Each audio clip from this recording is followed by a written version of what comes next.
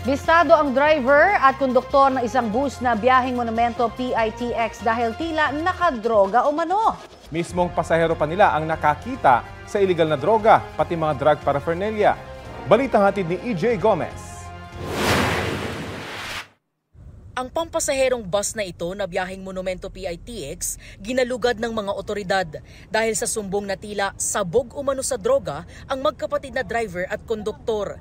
Sa inisyal na investigasyon, mag-aalas 9 kagabi nang bumaba mula sa bus ang isang pasahero at nagsumbong sa mga otoridad tungkol sa nakita niyang droga at paraphernalia sa loob ng bus. Sa station post ng Philippine Coast Guard SAIC daw humingi ng tulong ang pasahero na nagtimbre naman sa iba pa nilang kasamahan.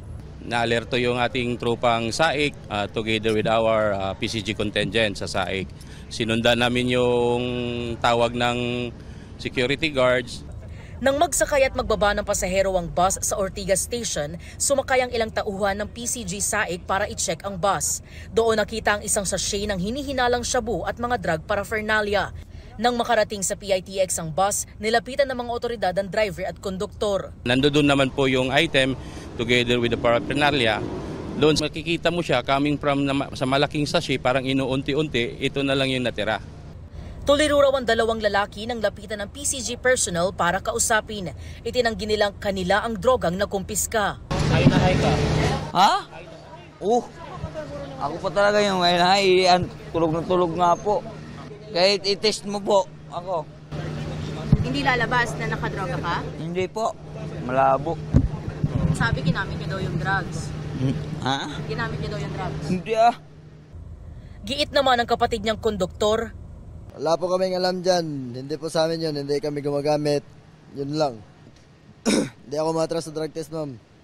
Maya-maya pa. Gumagamit po ako pero minsan lang. Ano kadalas yung minsan? Pero ngayon, hindi po ako gumagamit. Yung last ko po, last month pa lang. At maya-maya ulit. Sino nagsabi, ma'am? May droga kami, ma'am. May nakitang droga. Nakita lang, ma'am, pero hindi sa amin yun. So kanino yun?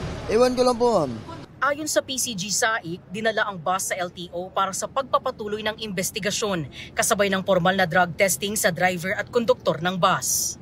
EJ Gomez, nagbabalita para sa GMA Integrated News.